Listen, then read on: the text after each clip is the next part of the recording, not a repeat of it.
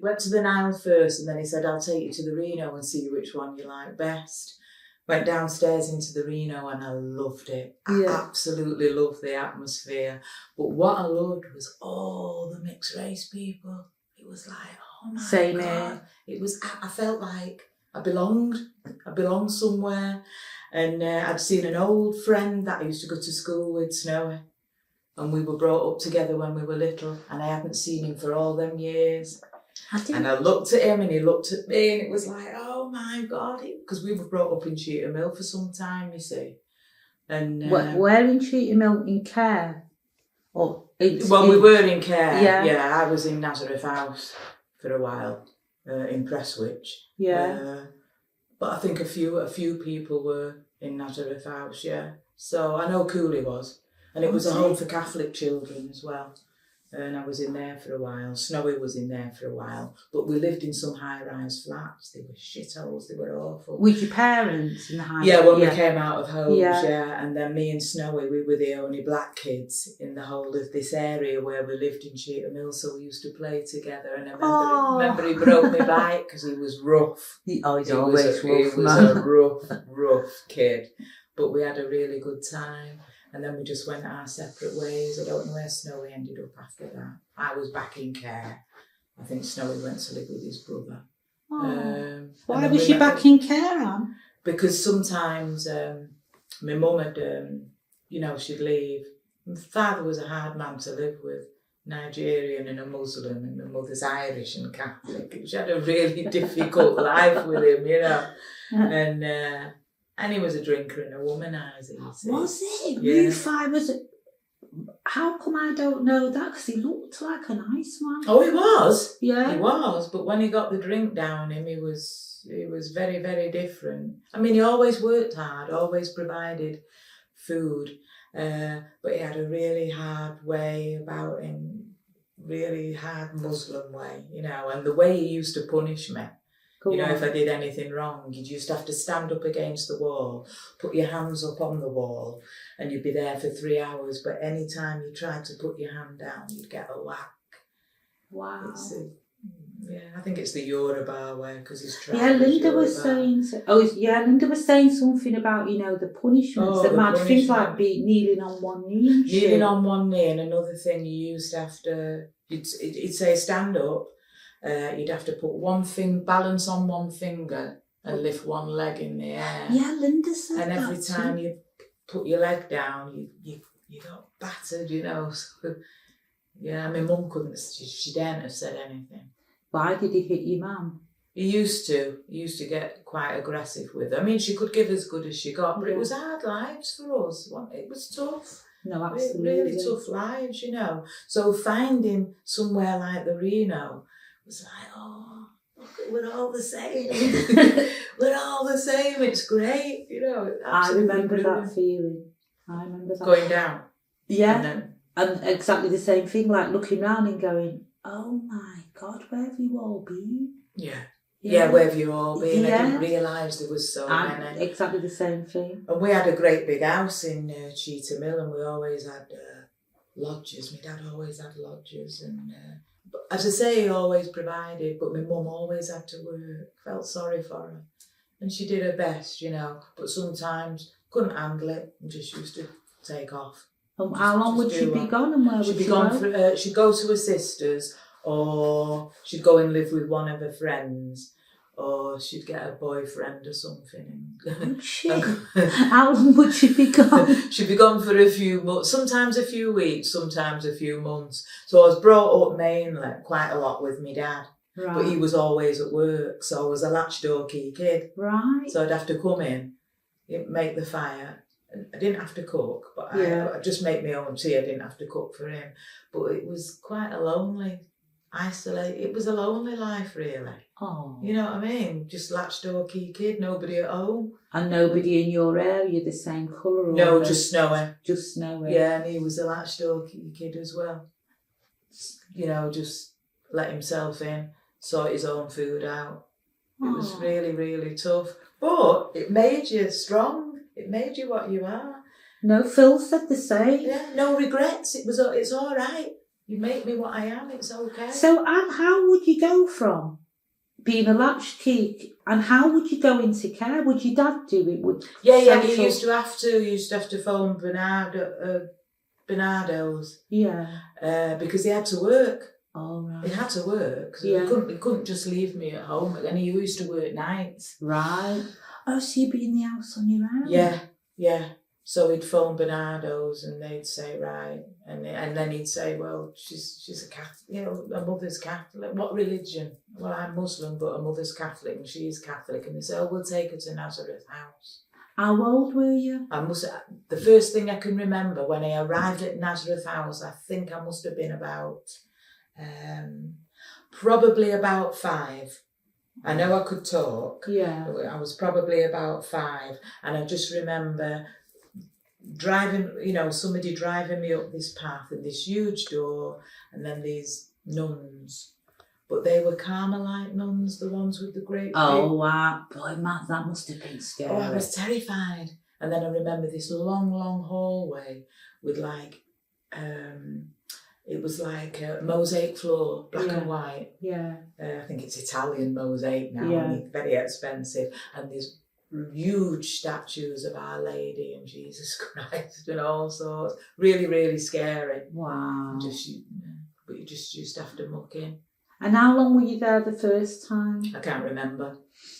I know I wanted my mum and dad. Oh, I can't imagine. I can't remember. And then there was long wooden benches, a bit like Oliver Twist. Oh yeah. Dollops of porridge and then Oh. all shoes all lined up. I think I can remember that as well. And then I was sent somewhere like a home. I can't remember the name of the home, but it was in Conway in Wales.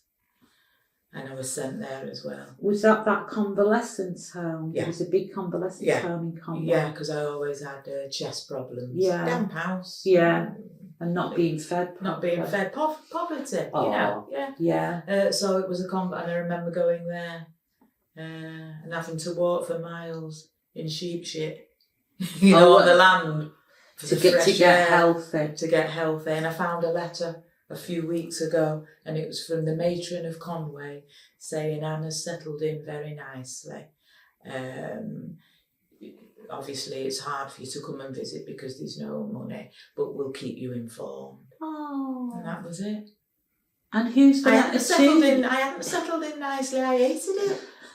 What did hating it look like? Was she crying or screaming or what was you doing? Just upset. I just didn't feel, it was like, where am I? Because I can remember my mother taking me to the bus station and putting me on a coach, and I'm saying, where am I going? Where am I going? And who did you get on the coach with? Nobody. She just put me on the coach. And how old was you then? I must have been about 7 or 8. And how can you be on a coach on your own at 7 or 8? I didn't know where I was going. And what happened at the other end? I think we arrived at this big house, this big place, and they said, this is where you're staying now. Because I said, where am I going? Oh. And I just waved. No explanation, nothing. I mean, it was tough times, wasn't it? It's just I'm laughing, but I know it's you doing that with Rachel, me doing that with mine, or all the others that you're going to interview doing that with them. You just wouldn't do it. But people in the street would be going, she just put a kid on the coach. Everyone would be calling. There must have been, when I look back, other children on that coach going to this place. It must have been designated. Yeah. Where do you remember? Was it in Chawton Street bus station? Yes, it was Chawton Street bus station. So possibly there wasn't. It's probably it sounds like it's just a coach. Going to Conway. Get on there. Wow. And I remember my mum's mum lived in St. B Street. Oh, did you? Yeah, and she married, after my granddad, she married a Chinaman called Charlie Ling. Charlie Ling Fong. And Charlie Ling Fong had a Chinese laundry. Did he? Yeah. Fuck off. Yeah. So my mum had loads of mixed race, half Chinese. Oh, shit. Yeah, half Chinese. Yeah. Yeah. And they were the only Chinese family in Moss Side, and then there was another family I think came later called the Chans, right. mixed race Chans. But my nan had 9 mixed race So she had Chinese. your mum? She had my mum, my Auntie Pat. Yeah. And that was it. Yeah. To my Irish granddad. And he died? And he died. No, he was still alive. Okay. But when my nan used to take her washing to the Chinese laundry, she got in with Charlie. She got in with Charlie Ling Fong and ended up having 9 kids to him. Fuck, man. Yeah, insane, yeah. And I didn't know none of that, man. Yeah. Wow, that's pure multiculturalism, yeah, isn't it? and the only time I could go to my nan's, Yeah. I mean, I loved my nana, she was lovely with me, but the only time we could go was when my nan's Chinese kids weren't in. Why?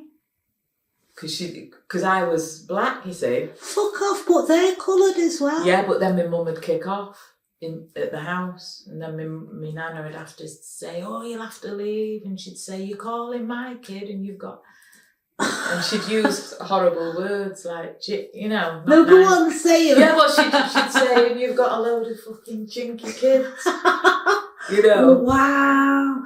So she right. So that means she was lovely with me, my nan. She was lovely with me, and I loved her to bits. Yeah. But I could only go to the house when her children weren't there. She'd only let my mum come. She'd say, "They've all gone out, come down, bring our hand down." Wow. Yeah. So what did you think the half Chinese kids was going to say? She didn't associate them with, Anne's black. That is unbelievable. That's remarkable, man. Yeah. She could definitely separate me from her mixed race Chinese. Yeah, and I got on well with them. They were lovely with me, but my nan was embarrassed. And when they grew up, Bobby, David, Michael, Anne, Tony, George, when they brought their girlfriends, the lads, I wasn't allowed to go because she didn't want the girlfriends to know that there was blacks in the family. Fucking hell. Yeah, I can laugh now, but she was lovely with me as well when I was there. But what I put that down to, though, is like global racism, inherent racism inside of the system. Yeah. And that's absolute proof of it. That it's all right to have half Chinese kids, but blacks is absolutely no. That's a no. Yeah. And that's how it was with me nan. And my granddad, my Chinese granddad, he was lovely with me. Absolutely lovely. And was he all right that you were half black? There was an incident where he was saying something to my mother about blacks, and I must have been there, and my mum said, "Hey, just hold on a minute, what about our Anne?" He said, "You can take your black..." Oh, and she started, "You bloody Chinese, you can take your black daughter and fuck off," he said, you know. But he was all right with me, I have to say, you know. Because I was only little, it's like, what's going on? I know, I've not done anything, I've just been bored. What's happening here? Wow. Yeah. Imagine what that's done to us, though, Anne, on a serious note. Yeah. What's that kind of mad shit done to us? Unacceptable. Yeah. Unforgivable black. Oh. Unforgivable blackness. It's unforgivable, isn't it? Yeah. It's unforgivable. You're black. You're unforgivable. Right? I mean, we can laugh. No, I know, but it's that's crazy to have grown up with that, though, isn't it, really? Yeah. Because I've only just started looking at it, in the last sort of 6 years, serious. Right? Yeah. And before that, you just accept it that's, I don't know, it's just proper crazy. It's madness. It's absolute sheer madness, really. Absolute madness. But when Linda was talking to you, my dad was lovely. Okay, he punished me, but I was always supported in education. Always food on the table from him. Yeah. And always dressed okay. No, I remember you being dead close. Yeah, he was very, very strict. Yeah. But he was all right with me. And my mum was to a degree. I mean, my mum was a wildfire. She'd kick shit out of me. And you know how they pull your hair and everything. I was saying that to someone else the other day. Teresa saying, why did they go for your hair and give you that? Give you the head rod. Dragging the hair. Yeah. Was your mum a drinker? No. No. So she was just a wildfire without you. Yeah, no. no drink. She used to drink, but she wasn't a drinker, not like my dad. But I was brought up in World War III. Yeah, and I was as well. At weekend with the drink. And I have to try and separate them. And police didn't get involved then, did they? Not like now. No, I had a similar one. You'd get all the plates would be going across the room and all that. And I used to think, here we go again. But it was normal. Yeah. I just accepted it as normal. But what could you do? And domestic violence was normal. Yeah. It's like that's how it was then. Yeah. No, and we moved constantly. My father never settled in any one place. You know, it was Cambridge Street, then it was Moss Side, then it was Longside, then it was Cheetah Mill. It just constantly... Did you never go to... Oh yeah, you said Moss Side. Go on. Just different schools as well. Wow. So everything about your childhood was upheaval? Upheaval, yeah. Same with Billy Marble's childhood. Right. Really sad. Oh. Yeah, they had a lovely house in Cheetah Mill and his dad was lovely. And he was abandoned, you know. By his mum? Yeah. And me and Billy, you know, we went out with each other for a while. Similar lives. Yeah. Similar lives. I don't know any, to be honest, I don't know any mixed race people that have had a really, really, from our era. There must be some that have had a really, really happy life. Stable, yeah. Maybe my cousin Barry and his Barry George. Oh yeah. Yeah. No, but it shows in him. Yeah. Because he is more stable. Yeah.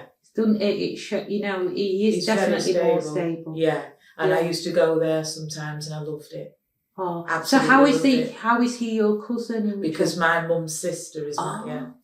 Oh, so two sisters. Yeah, they had lovely lives. Oh. And lovely parents. My parents were lovely, but their parents were more settled. Yeah. And didn't fight.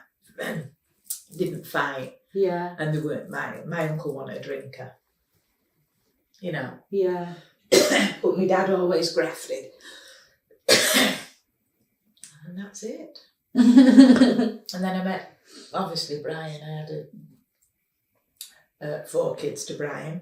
Where did you meet Brian then? I met Brian. Now, where did I meet Brian? I met him at a cafe in town called the Magambo. Where was that? That was on. Some of the guys will remember this, the ones that are the same age as me. The Magambo was on Princes Street in town. And a Chinaman owned it. And we used to go in of a weekend, and it was when Ray Buller and Vinnie McNeil and all them were around. And I met him in the cafe there. Did you? And that was how we met. And from then on, we got together. I've got one last question about your mum and dad. Do you think they loved each other?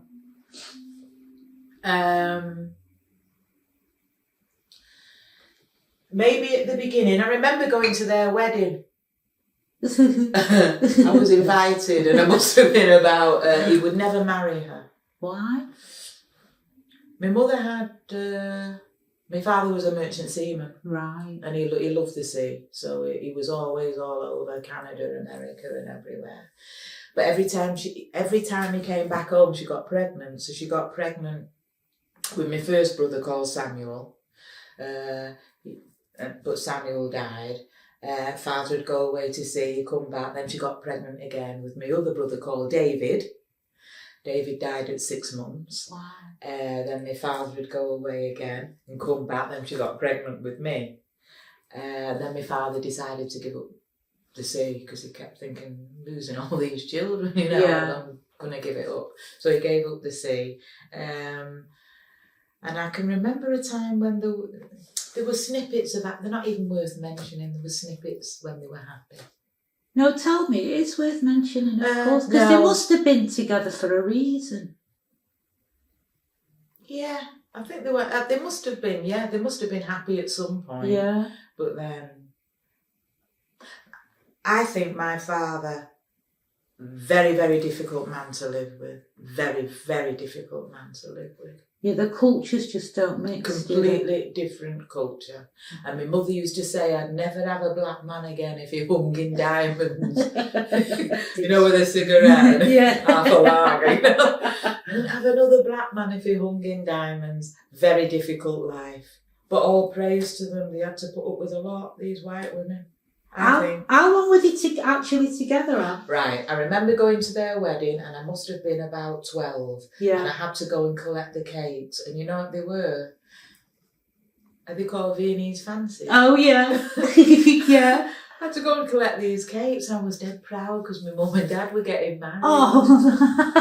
And I went to the wedding and I told all my school friends, you know, white school friends. Yeah. And they were... Yeah, shouldn't that have happened to you 12 years ago? Shouldn't have happened 12 years ago, yeah. Oh. And I can remember where we lived in Cheetham Mill, I always was, when I knocked on for a friend, I was never allowed in. Really? Always had to stand at the door. Oh, Anne. No black, yeah. And yet they were allowed in my house. And the neighbours, they used to shout at me, Anne, will you go to the, I was gopher, go to the shop. Oh, Just used to use me, you know, to go to the shop. Oh, Not my parents, the neighbours, but they would never let me in the house. They never gave me anything for going either. Wow. Just used you, you know. Yeah. Yeah, and I had different people looking after me because my mum always had to work. And my mum used to pay them to provide dinner for me as well. And they always used to give, for me dinner, they used to give me a cup of oxo. Oh, no. Yeah, for me dinner. And the only way my mum found out was at night when she'd done the tea, I'd be ravenous. And she used to say, what did you have for your dinner? And he'd say, I had oxo. I had a drink of oxo. And it was just pocketing the money. No, pocketing the money. But she'd kick off me mum, you see. Yeah, but you can't blame her. She used to kick off. The neighbours were frightened of her. She'd fight. She used to fight, you see. I had one of them. Yeah. My mum was one of them. But my mum was drunk to do it. Your mum wasn't even drunk to do it. Kick off. What was she kicking off about? And if people call me, the names then were Blackie Sambo, Chalk Ice, Nigger,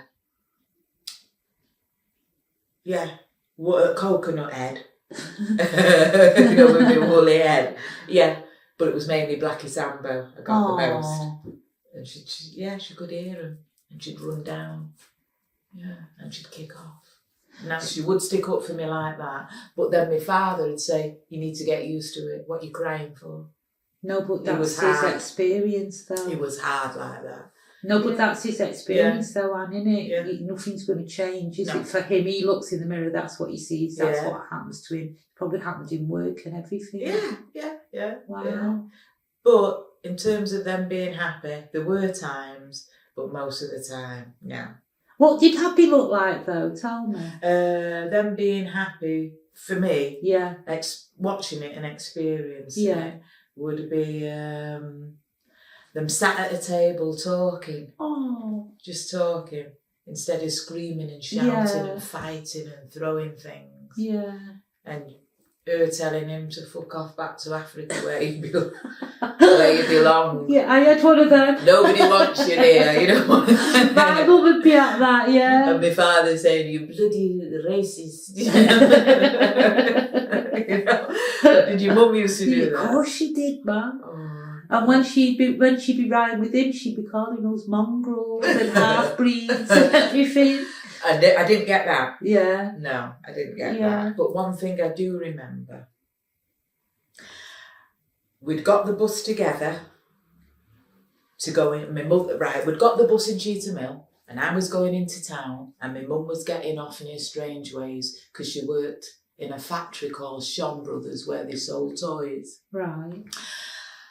And me and my mum sat on the very back long seat of the bus. Yeah. And I was with a friend called Lynn Brooks.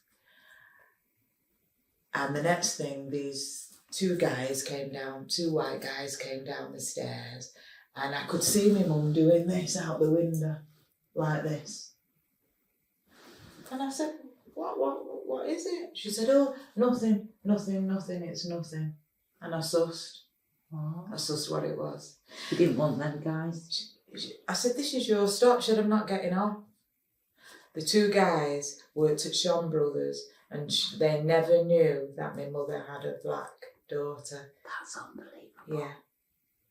So I said, I know. And she said, what? I said, you don't want them to know you're with me. She said, that's not true. I said, yeah, it is. I said, that's fine. That's unbelievable. Yeah, I said, that's okay. How old was she then? Must have been about 15. Wow. So it really matters then. Yeah. So because it's your proper identity. You properly know what you've seen. Yeah. And then I addressed it with her when I got home. What did she say? I said, I was absolutely gutted and mortified. Thank you. And she couldn't look at me. Oh, wow. But I loved her and she loved me. But it's not even truly her fault either. No. What year were you, 15?